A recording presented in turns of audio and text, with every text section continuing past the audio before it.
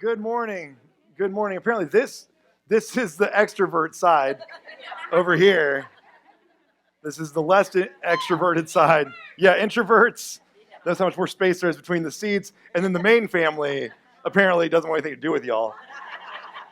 They're in that mysterious third section that we don't talk about. Thanks for trying out the new section, by the way. That's new. Let us know how it works, okay? Yeah, yes, I know. Give them a hand. They're pioneers over there. Pioneers. So good morning. Glad you're here this morning. Glad you made it. And I hope that Christmas is going swimmingly for you. For me, this has always been an anxiety-producing time, is around Christmas. If you work in, maybe in your business, Christmas is like a time where things get busier. Maybe it doesn't. Maybe this time where it slows down a little bit. A lot of you last night as we were packing the pantry, you would come by and you'd be like all dressed up. And we were like, guys, this isn't a formal event. And then you'd be like, no, I'm going to like a work party or something. We'd be like, oh, we thought you were dressing up for us, which is cool and stuff. It didn't hurt. It wasn't mean. I didn't cry or anything, but it was fine. And so you were all heading to work parties. Like maybe your time of year, like you have work parties, things like that. But maybe the work slows down. Maybe it speeds up. For me, when I was working in churches, especially very large churches, this was a time of year that I really dreaded. I'm not big on Christmas music for this reason. I think I like Christmas music as like I think it'd be fine. But for me, every time I heard it, all I was thinking was, I've got Christmas Eve services to plan. And this isn't a healthy thing. Don't get me wrong. I don't like this about myself. But I would be so stressed out every time I heard a song. It'd be like, oh, no, I got to plan that service or services.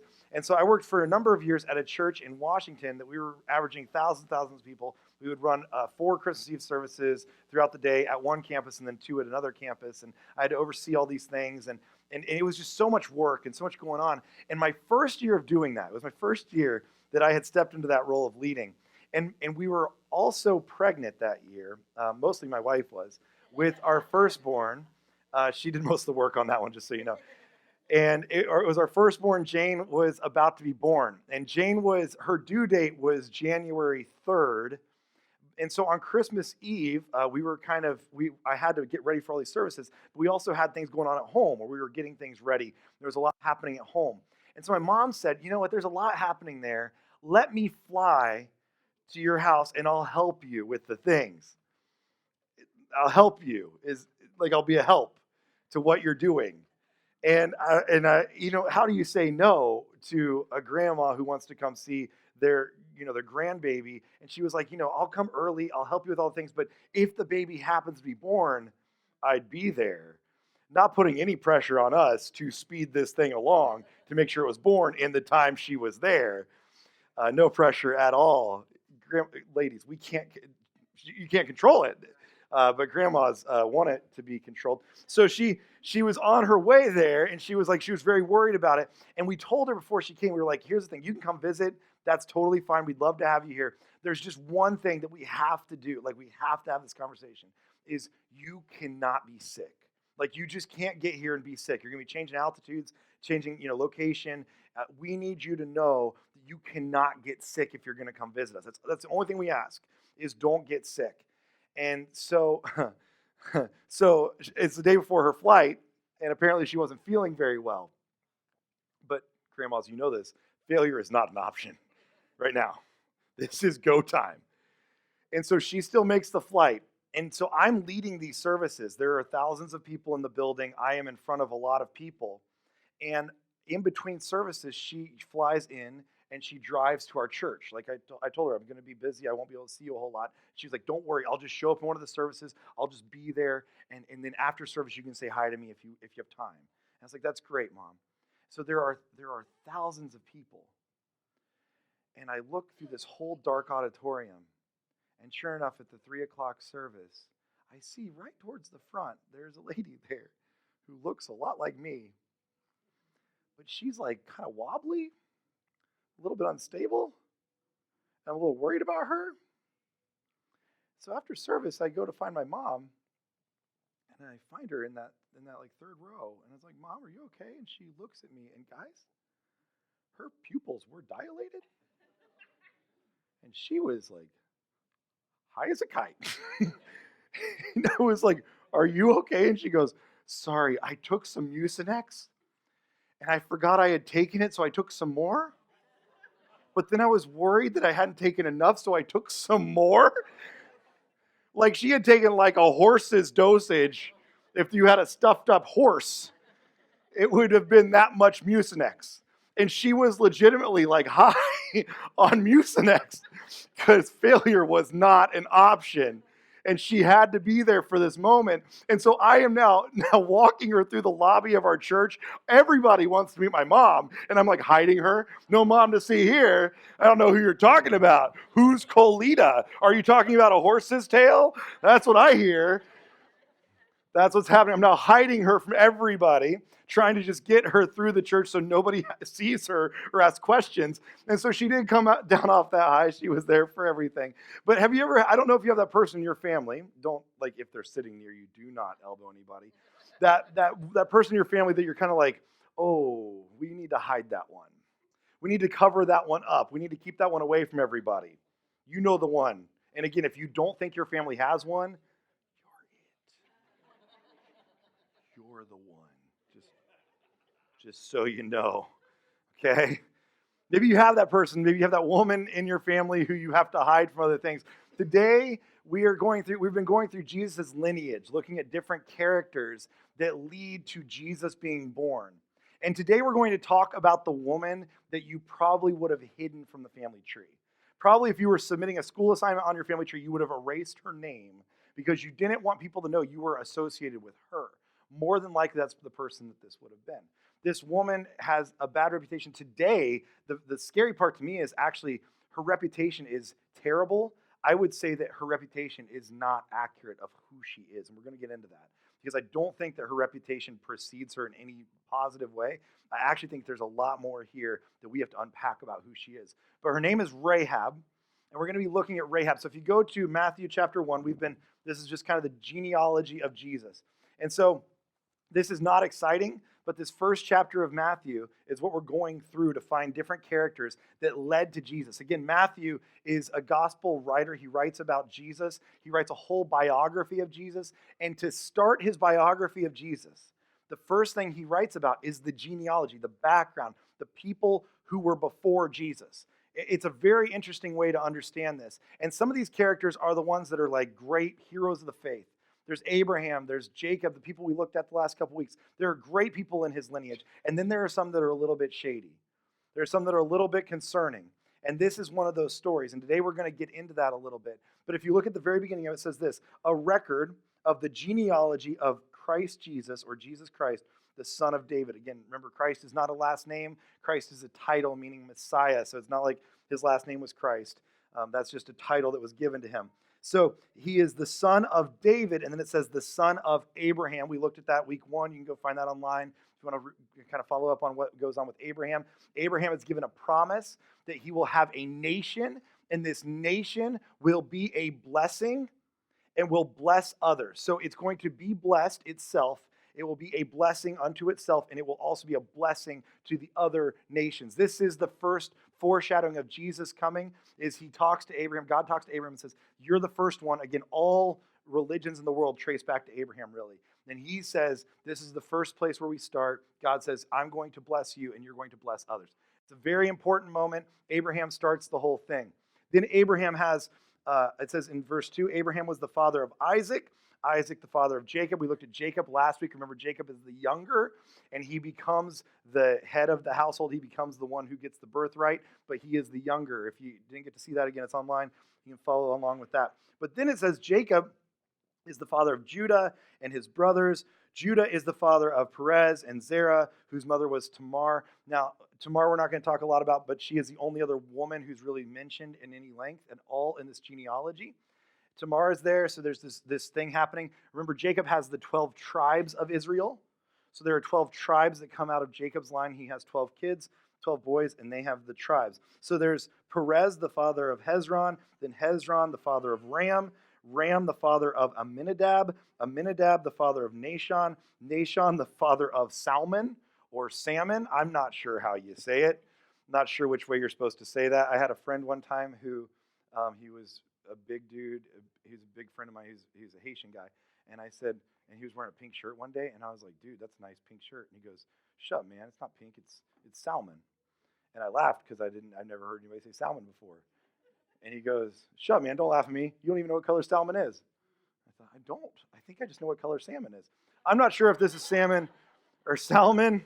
I'm not sure which one this is. It's one of those two things. And Salmon or Salmon, the father of Boaz, whose mother was Rahab. Rahab. So Rahab shows up in this lineage. Now, again, if you were to write a lineage, you wouldn't necessarily want her in this. But the women who show up in Jesus' lineage are those women who, have you ever heard that saying that well-behaved women rarely make history? You ever seen this? Or seldom make history, this phrase? Some people attribute it to Marilyn Monroe. That's not true. Some people attribute it to Kim Kardashian. No, yeah. I don't think there's been a lot of memorable statements from her that we should hold on to. But there's been a lot of, some people say Eleanor Roosevelt said this phrase. Actually, the well-behaved women rarely make history. This phrase actually came from a 1976 article by a woman who was writing about Puritan funerals. That's where this came from. And what she meant by the article was not that that we should all be badly behaved and that's how we make history. What she's actually saying was the opposite. Is she was saying well-behaved women deserve to make history. They deserve to be in the history books. The ones who are doing things right, why aren't we talking about them? Why do we never spend time on them? That's what she was writing about. She actually is writing about the exact opposite thing that we talk about today from that statement. But that's where the statement comes from. And what's great about Rahab is both. Rahab is both this poorly behaved woman who's making history, but also at the same time what we're going to see and what I want to kind of rectify in her story today is that I believe that she is also somebody who is acting so right. She's doing so many things right, and in fact better than most of people who follow Jesus or who are following God at this time. She's doing some things that we can all learn from, and we have a lot to learn from Rahab. So if you want to follow along, it'll be on the screens, but otherwise we're going to turn to Joshua chapter 2. This is where Rahab comes on the scene, is in Joshua chapter 2. And where we're at in the story, in Joshua 2, is, if you remember, there's been this exodus. God goes and he rescues his people from Egypt. He pulls them out of oppression, and then they're supposed to go to a promised land.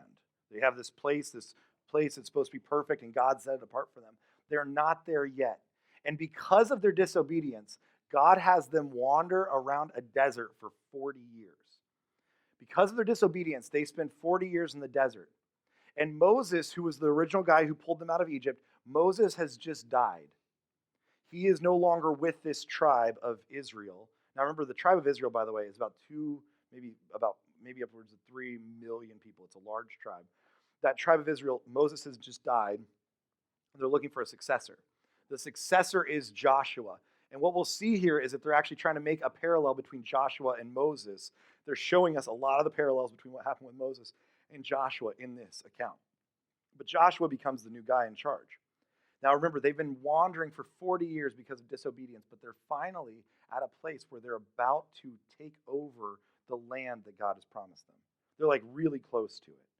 God's given them land, and they're like so close. They have some people they have to knock over. They have some cities they got to wipe out to get there. Okay? And in Joshua chapter 2, they're on the cusp of that promised land. They're like so close. They're so close, but they're just not quite there yet.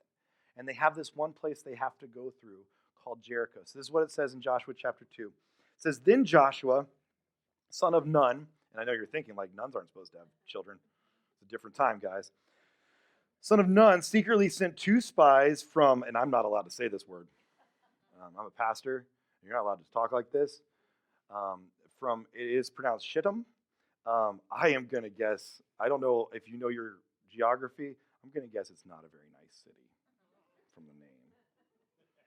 I'm just going to say that. I mean, can you imagine being on the marketing team for a city named this, where you have to be like, beautiful, sunny, Shittim. Come visit. It's not a great city, I'm sure. So there's a reason they want to get out of there, and they want to go to this new place called Jericho. So he says, go look over the land, and he says, especially Jericho. So especially Jericho. Jericho, if you know anything about these cities, Jericho is a city on a hill. It is built up high. It is a fortress city because you couldn't attack it well. It was so hard to run, first of all, uphill to go to somewhere to attack a city. And then they had these tall walls. So they had the upper hand all the time where they could be on top of walls, shooting arrows, shooting darts, like whatever they had with them, throwing things at you, just rocks, whatever. They could be on top and throwing things down. If you ever watched the VeggieTales adaptation of this, they were throwing slushies. And it was gruesome. That's what they could do, though, because they had the upper ground. That higher ground was what you wanted. So it was a fortress city. It was so important to have. If you didn't have the city, you really didn't have anything.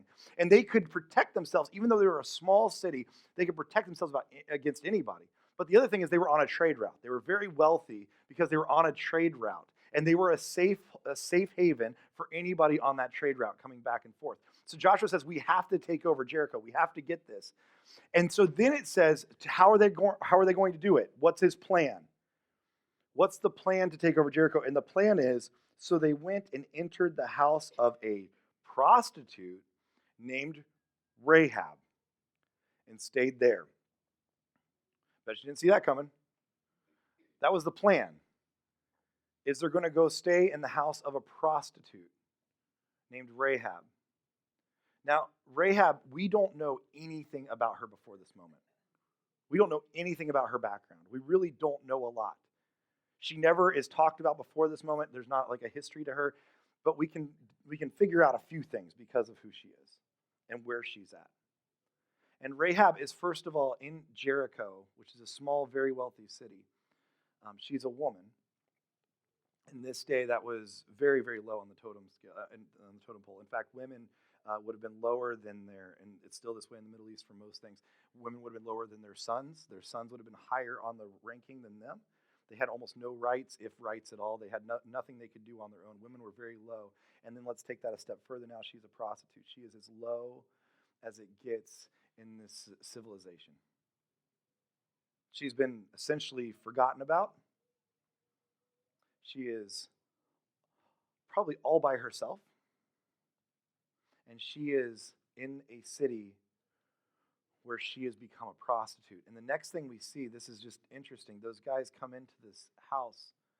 They see her as this prostitute. And maybe you're in a spot like right now. I know last week I got a lot of questions about this because of Jacob and his story where he lies and he does some things that are wrong and all these things that go on. How does that possibly work? How does God work through that? How does that happen? Let me just say this real quick. This whole plan of redemption that started with Abraham, there's no plan of redemption unless there are people to be redeemed. And every story we see in Jesus' lineage is another story of someone being redeemed. And that's where Rahab's at. She's in the lowest spot in this city of probably anybody. And these spies, these two guys who are Israelites, come to her house. Now just imagine, I just would love to know when they're having this little meeting, before they go in, and like Joshua's like, so here's our plan, is we got a person on the inside. And they're like, great. So we got like somebody who knows what's going on. We got somebody at the top. We got some kind of person who has some kind of leverage in the city. And he's like, no, we don't have any of those things. We have a prostitute, and I want you to go stay with her.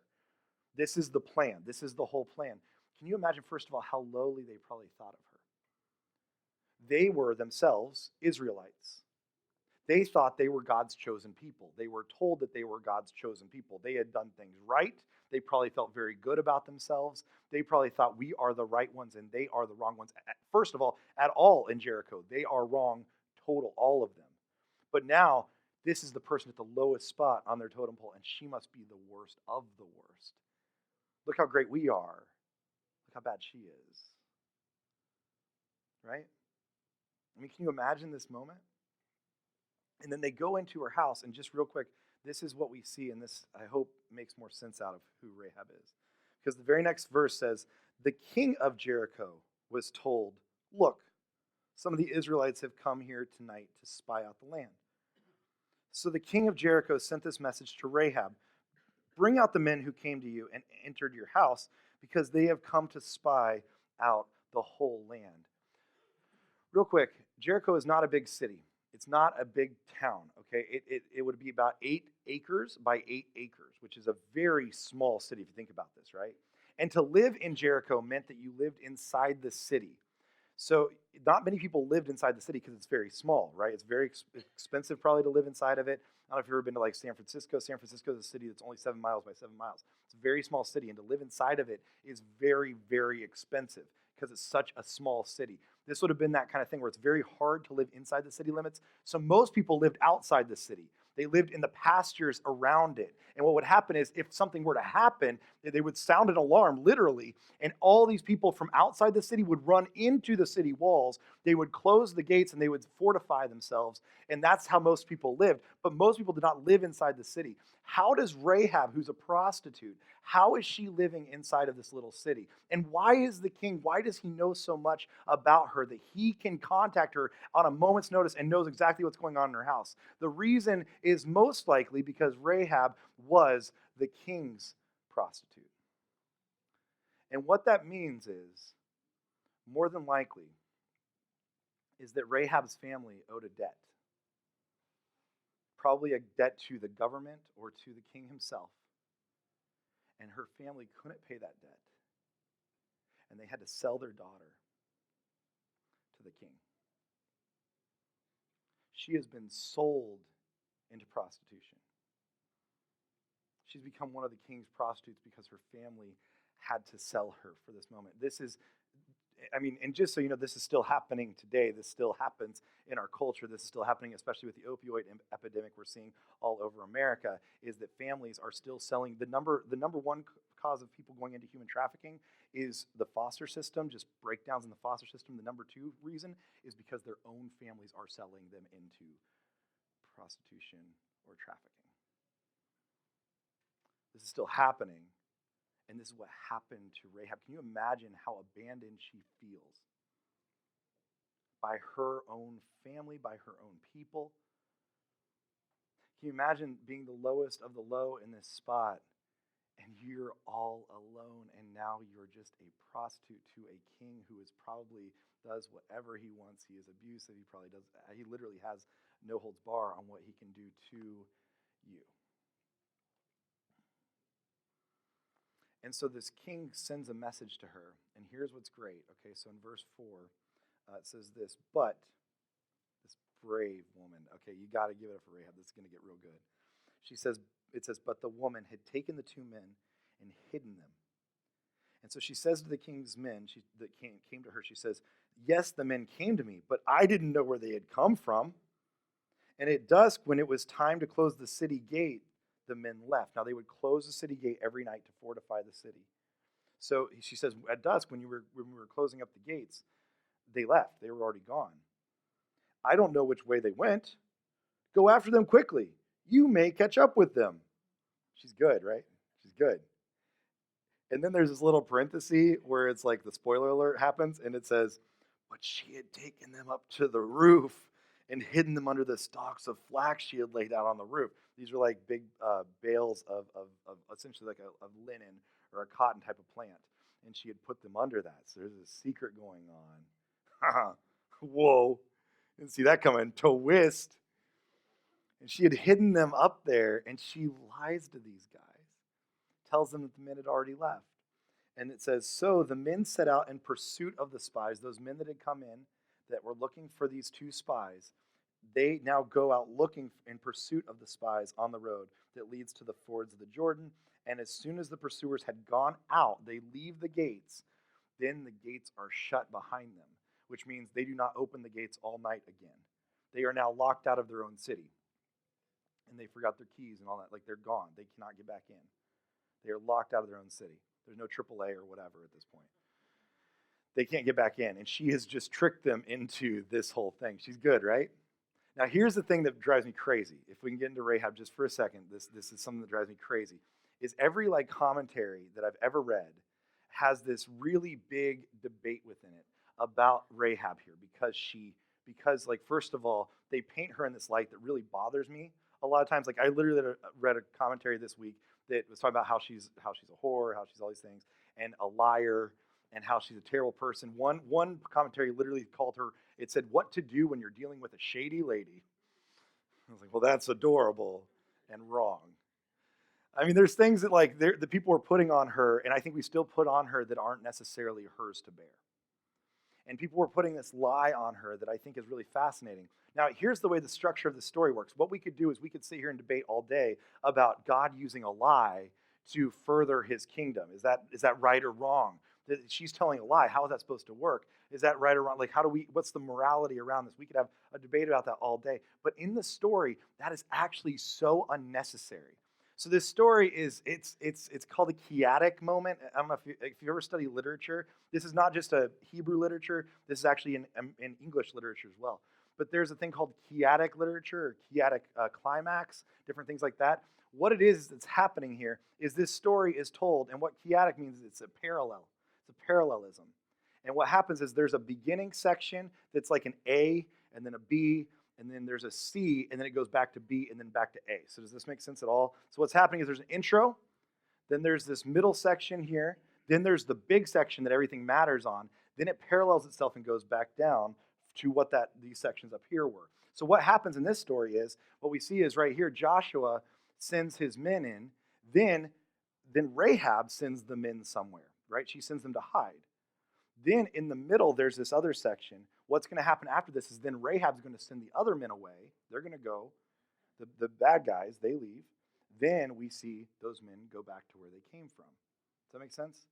And actually, if you take it apart, word by word, what you will find in the Hebrew is it's almost exactly word for word that they're setting up this first section, second section, middle section, and then paralleled exactly word for word this section, the fourth section and the fifth section. So what that means, and here's why I'm telling you this, is that the whole point of the story is not so much in this first section or in the lie that happens here. That's not what's interesting. These top sections and bottom sections are only there to highlight the middle section. That's the thing they're trying to point to. This is the most important thing. This is the point. And so what we can do is we could stay here all day and talk about the lie that she tells, but what's more important than the lie she tells is the truth she's about to tell. Because she's about to tell truth about who God is. She's about to have a speech. This is the point of this whole thing. It's actually one of the longest speeches until Mary, the mother of Jesus. This is the longest speech a woman gives in the Bible to date at this point. I mean, it's a phenomenal little speech, and she's going to give these guys this speech about who God is. And what we're going to see from her is that she's been a better follower of God than these spies have been. And she has a lot to say in these next few verses. This is the crux of the story. The crux is not the lie. The crux is the truth. And it says this: before the spies lay down for the night, she went up on the roof and said to them, I know that the Lord has given you this land, and that a great fear of you has fallen on us, so that all who live in our country are melting in fear because of you. We know that God is with you, is what she's saying. We know it. We get it. And we're melting in fear because some people are worth melting for. And they're having this big debate about, like, she's saying, I'm not fighting you. I'm not against you. I am with you. I understand that God is in your corner. That this God, this Yahweh, this good God, he is with you, and he is not going to let you down. I get it. I'm with you on this. Now, this is fascinating because we don't know where Rahab came from. We don't know her background. We don't know how she would know this God. How would she know this God? How would she know this Yahweh, who's only the God of Israel? It is very possible, just so you know, that she was an Israelite at one point who got taken captive by this king and became a prostitute. It is possible that she grew up knowing these things. It's possible that she was brought into a new culture, but she grew up knowing about this Yahweh, this God of the Bible. And she says, and because she goes back into history here for a second, and she says, we have heard how the Lord dried up the water of the Red Sea. Just so you know, that's about 40 years before this moment. She's like, I remember 40 years ago when God did that. We heard about that he let you cross the Red Sea when you came out of Egypt. And what you did to Sihon and Og. That's a cute name, isn't it? Og. And this battle, the two kings of the Amorites, the east of the Jordan, who you completely destroyed, those guys would have happened just literally weeks before. So she expands, it's like bookends. She says, I know what happened 40 years ago, and I know what's happening right now, that God is with you. When we heard of it, our hearts melted, and everyone's courage failed because of you. For the Lord, your God, is God in heaven above and on earth below. here's the thing. She takes this fight to a different level. She says, it's not just you guys being great warriors. This is about the God above you. He's the one who's in charge of this. And I just wonder, this is just completely speculation on my part. Like, again, this, like, don't think this is like actually biblical. I'm not sure it is or not. But this is from the Kevin Stamper version. It's the KSV of the Bible. This is what I think. She grew up as an Israelite, maybe. She had a debt to pay, and she was sold into prostitution. And I just wonder if there's a part of her who knew that God had this plan of this promised land, but that God had also sent these Israelites, because of their disobedience, he had sent them around the desert for 40 more years.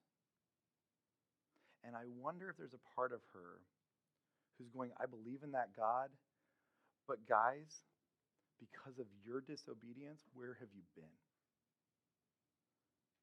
I needed rescuing 40 years ago. I need rescuing before this whole thing happened. I've needed rescuing for a long time. I have not wanted to do this with my life. Yet, here I am because you guys were disobedient. Because you guys wouldn't do what was right. I mean, I hate to put this, like, if you think this through for a second, this is a terrifying moment for all of us. This is a scary thing for us to have to deal with. How scary is it when you think that your disobedience may be causing other people to stay in captivity? Your disobedience may be causing other people to still be under the oppression of sin, of guilt, of shame because of your disobedience, my disobedience. What is our disobedience doing that is causing other people to stay in oppression? I mean, seriously, think this through for a second. What is the disobedience that we're not doing that is keeping people in bonds? Is there forgiveness that you're not giving to somebody? Is there an apology you're not giving to somebody? That your and my disobedience is causing other people to stay in some kind of bondage or under some kind of guilt or some kind of shame? Is there something going on? I mean, if we're getting practical here, the things we buy, what are the things we're buying? What are those doing to people down the chain from them that are keeping people in bondage and oppression because of the things we buy? What are the things you watch on your computer, maybe in private, or on your phone, maybe in private, the things that you don't want to talk about? What are those things doing to people who are being kept in bondage or kept in captivity? What are these things doing? What is our disobedience doing that's keeping people from being freed? And I wonder if there's a little bit of her that's like, guys, I just wish you would have been here sooner. I wish you would have been obedient because you could have rescued me a long time ago. And she says that the Lord is your God, and he's the God of heaven above, and he's the God of earth below. He's the God of both. And then she says, now then, please swear to me by the Lord that you will show kindness to my family because I have shown kindness to you. Now, this word kindness is in Hebrew, it's the word hesed. If you're not familiar with this word, this is a very important word in the Hebrew. In fact, this word means like loving kindness. It also means unfailing loving kindness. This word hesed is the word that God uses to describe himself. The first time God publicly says who he is, in Exodus, he speaks to all of the Israelites and he says, I am this God. And he says, I am a God of unfailing loving kindness. She's saying, listen, I want you to show this love that God has given you. I want you to show that to me. And the reason is because I am showing that great love that never fails to you. She's the one showing love under God's loving kindness to them. You see what's going on here? She's flipped the tables. She's the one showing them how to love in an unfailing way. And now she's turned the tables on them and said, I'm showing you this. Now I expect you to show me the loving kindness God has shown you. So she asks them, please show kindness. And she says, to my family. Why? Because there's this lineage that's about to happen. Jesus is going to come through this line. She says, give me a sure sign that you will spare the lives of my father, my mother, my brother, my sisters, and all who belong to them, that you will save us from death. And the men, I think, finally, they start to realize who she is. They start to realize the depth that Rahab has. She's not the lowest one on the totem pole. She's not just some prostitute to a king, but she has this depth of faith and of understanding that is so deep that what they say back to her is they say, "Our lives for your lives," the men assured her. They say, "Our lives for your lives." That means we are equal. Your life is worth as much as my life. My life is worth as much as your life. Our lives for your lives. This equal thing happens because they both have faith in the same God. Let me just say this real quickly because this has really bothered me with the Rahab story. Again, everything I've read with her is she is looked down on so much. And I think part of it is because we come from, and you can hate me for this later, but we come from such a male-dominated Bible society where like guys are allowed to still to this day preach and do all the things and write about commentaries. I'm not saying that's wrong, but we see it only from a male perspective, and we don't see this whole picture of her as a rounded out human who is also more than just a prostitute. And what happens is, to me, and this is just, again, maybe it's just me, but what happens is we start to see things as different, and then we start to just objectify and different things that happen. In this moment, I would imagine these guys go from seeing a woman who is a prostitute.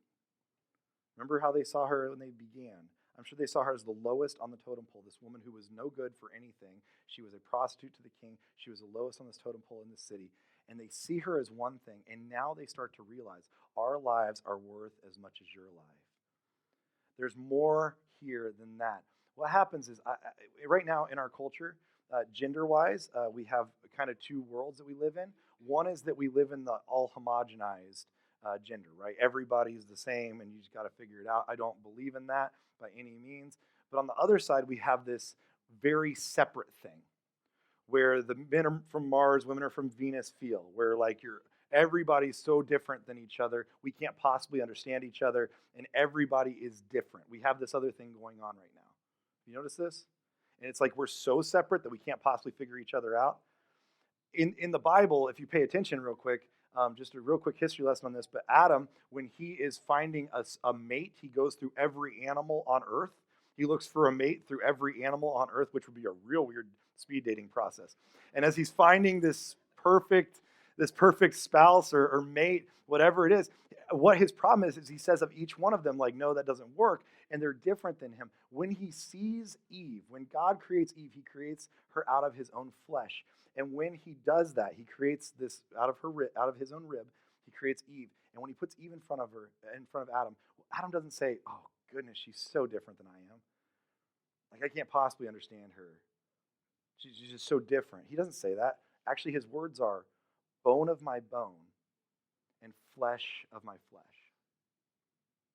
And the word we get there is this word that means separate and equal is the word we get about this woman.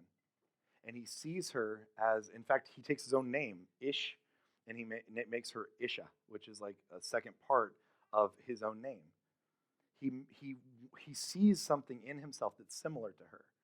He sees something about her that they're different, they're not the same, but he sees something in her that he's like, no, we're more similar than we are different. The first step in objectifying someone, the first step in belittling someone, the first step in degrading someone is to say that they're different than you. That's where it starts. The first step in moving towards bigotry or racism or sexism or whatever you want to talk about is saying that someone is different than you. That's where you start. And then you move into all the differences and all the reasons you are better than they are. Right? It's a really scary thing because I think we're all capable of this. Saying, no, they're different than me in a way that makes them less than. That's where it starts, though. And the problem is that leads into so many other things. Again, it leads into things like why we have trafficking in our nation right now is because we have taken somebody and said they're different than me, and we've moved them down that totem pole so low that now they're so different than me that they really don't matter that much. We do this this is why people are in spots where they are being trafficked, why they are being used for different things. This is why we have such a strong pornography industry, is because they're different than me, and they're not that similar to me, and so therefore I will move them down until I objectify them and use them, because that's what we do. It's a really scary thing. This is where it all begins, is they're different, and then we move down from there. And we do this a lot. And what is happening here is these guys realize something very important. What they realize is that they have more in common with Rahab than they have different from Rahab. They have more in common with her than they don't have in common with her.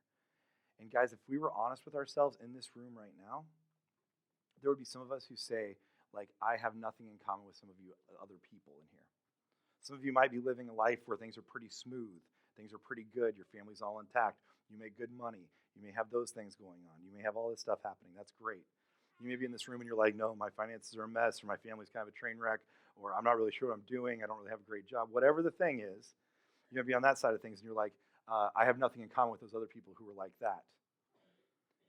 The truth is we have more in common than we have apart. And what we realize with Rahab is the thing that they have in common is that they are both under a loving God. They are both living in the hesed of God. If you and I realize this, it doesn't matter which side of that spectrum you're on, because this hesed, it applies to those of us who are doing great, and it applies to those of us who are doing terrible. This hesed applies to every single one of us. It doesn't matter which side you're on of that story. And we have more in common than we have different, because we have this common hesed of this God. And Rahab realizes that. And now these soldiers, these guys who thought they were elite, they realize it too. And they get on board. And they say, our lives for your lives. We are now equals in this thing. We are now one. And then it says, the men assured her, if you don't tell what we are doing, we will treat you kindly. That's the word hesed. We will treat you with this unfailing love. We will treat you kindly and faithfully, hesed, when the Lord gives us the land. So she let them down the rope. This is the second half that kind of mirrors the first half. She let them down the rope through the window, for the house she lived in was part of the city wall. Now she had said to them, go to the hills so the pursuers will not find you. Hide yourself there for 3 days until they return. Then go on your way. The men said this to her, the oath you made us swear will be, and you swear will not be binding on us unless when we enter the land you have tied this scarlet cord into the window. We do not have time to get into this, but this is fascinating. It's a Passover metaphor that's happening here. Maybe if you're in a small group this week, this will be something you'll talk about because it's pretty fascinating. You'll put this cord in the window, and if we see that, if anyone goes outside of your house or in the street, his blood will be on his own head. We will not be responsible. But as for anyone who is in the house with you, his blood will be on our head if a hand is laid on him. But if you tell me what we are doing, if you tell anybody about it, we will be released from the oath you made. And she agreed, she replies. Let it be as you said. So she sent them away, and as they departed, she tied the scarlet cord in the window. When they left, they went into the hills and stayed there for 3 days until the pursuers had searched all along the road and returned without finding them. Then the two men started back. They went down to the hills. They forded the river and came to Joshua's son of Nun, and they told him everything that had happened to them. They said to Joshua, the Lord has surely given the whole land into our hands. All the people are melting in fear because of us. What we see is 2 chapters later, we see that they take the land, they keep their oath to Rahab, and we see it when we look back at Matthew chapter 1, because in Matthew chapter 1, we look through those first 5 verses, what we see is it says that Salmon was the father of Boaz, whose mother was Rahab. So what we see is Rahab gets out of the city, she marries Salmon, and they have children together, and she becomes the mother of a person who is in the lineage of Jesus. Her story is so redeemed by this. This hesed love happens because of her faithfulness to her God and his faithfulness to her. And today, there might be things that you're thinking of where you're like, I have things that I can't even talk about because they're so deep or they're so heavy or they're so bad. I can't even talk about these things. They have disqualified me from God using me. I have friends who talk like that. You may be in that spot where you feel disqualified from being used by God. Let me tell you, he has hesed love for you. You may be in a spot where you think of other people that you think are disqualified, and you've taken your hand away from them. You started to move away from them. You no longer forgive. You no longer go towards them because you think they are out of God's reach. Let me tell you, they are not. They are still in his hesed love. In fact, I think for us, if we were to really look at this, I think it's great for us to realize how much more we have in common with each person who we might think right now is outside the reach of God. If you feel like there are people in your family or in your friend group who you've given up praying for, you've given up talking to them about Jesus, about whatever it is, those people, if you feel like that's happened, let me tell you, they are not outside of this. It doesn't matter what they have done. It doesn't matter what they will do. They are not outside of God's hesed love. We are still so similar in our need for God's hesed love. I mean, I loved it. We were at the trafficking. We were out at Bridging Freedom a few months ago, and we were working with some of the girls that had come out of trafficking. And we're standing there, and I'm thinking, like, I have nothing in common with these girls. Like, I don't know how to talk to these folks. I've never been trafficked. I just have a mom who gets high sometimes. Like, I can't. It's not the same, you know. And like, I was trying to figure out how do I talk to them about this stuff. And I watch, and so they set up a slip and slide. They have a slip and slide there. And because that's what you want to do. And so there was a slip and slide there on the hill. And I watch Jim Rivers. And Jim, who's a guy who has nothing in common with these gals. And I watch him go up the hill and slide down this slip and slide. And he was very serious about it and did a great job, did not break anything that day. Carolyn was like, he's going to break something. He's going to break something. We're going to the emergency room. He's going to break something. But he did good. He made it down the slip and slide. And I watched him in that moment. He had more in common with these girls than he had different. And we have to realize that it doesn't matter how far you've gone. Maybe you have people in your family. I have talked to family members who have said that their son or their daughter have made mistakes, and they will no longer own their own kids because of the mistakes they've made. No. You are just as much in need of hesed love as they are. There's a reason this is unfailing love, because that means it doesn't matter if you failed, because his love doesn't. This isn't about your character. This is about the character of God, a God whose hesed love is for every single one of us. If you're in this room, you've been following God for 100 years, you might have to think about that, because the truth is, you might have thought, I've worked hard enough that I don't need his hesed love anymore. No, you still do. Or you might be in this room and you're like, no, I don't follow Jesus at all because I've made too many mistakes and I don't think he has any love for me at all anymore. No, he still does. Because it's not about your character. It's about his. And he's a God of hesed love. We have more of that in common than we have different. There might be people you need to talk to. There might be people you need to make amends with. And there might be people in this room that you even need to talk to. After this service, just real quick, we're going to go to lunch. But if you want to stay around and pray, if you need a space for that, this room back here is just set up for you to stay and be able to pray and hang out as long as you need to. And you're welcome to go back there. We'll be back there for a little while. But if not, head to lunch. But we'd love to pray with you about this. If you're in a spot where you feel like you need that, I'd encourage you to stick around and pray and just meet us back there. But if you would, let's stand together. And let's pray this morning as we close. Jesus, I thank you for your family. I thank you for your family tree. Jesus, I thank you for the messed up parts of your family tree that aren't perfect. The parts of your family tree that look a lot more like us than they look like you. I thank you for those parts of your family tree that we kind of get to dive into and feel like that's kind of us. And as we look at the story of Rahab, Jesus, we realize we're a lot like Rahab. There's a lot like that. A lot more of us that probably feel like her than we do like these soldiers. But would you remind us that you love us regardless, and that you can use us regardless, that you don't just choose us, but you use us in these moments. And so I pray for us in our families. I pray for us in our relationships with others, that you would remind us we're not better than anyone. We're not above anyone. We are just as in need of hesed love as anyone else. And so I pray today that you would just put us in relationship with other people who need that hesed love. Would you remind us that each one of us are walking and living every day in your grace. And we're living every day in your love. And so today, God, I pray you'd put us in the path of people who need that love.